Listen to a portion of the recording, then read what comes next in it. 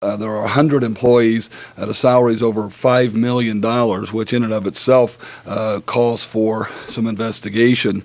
In addition to that, my background comes as a healthcare administrator, and part of my responsibilities was running a foundation in the private sector.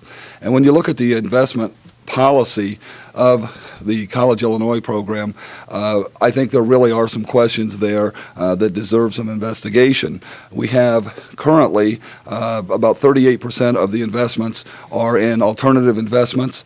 That is something that you would not find in very many foundations. It's a very risky proposition.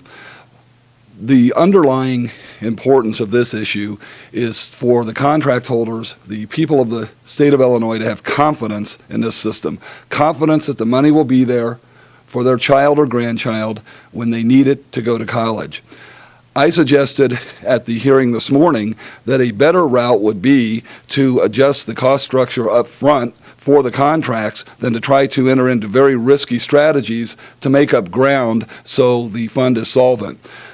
The foundation that I ran, the board of directors there would not have considered having 38% of the investments in alternatives. And actually, the director of this plan testified in higher education that it was at 47%, and his goal was a full 50%. Half of the investments would be in alternative investment strategies. That's something that I believe we really do need to take a look at. This idea of the College Illinois program is a terrific idea, and it's something that the citizens of this state deserve to have confidence in.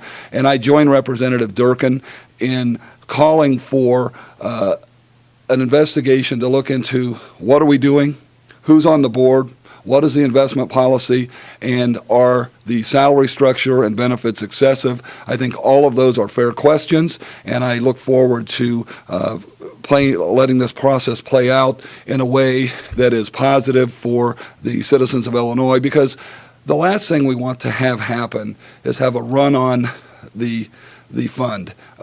I want to be able to look my constituents in the face and say, this is a fund that is run well, the people overseeing it do not have any conflict of interest, and that the investment policy is sound. And I think those are the underlying goals, and that's where I hope this ends up.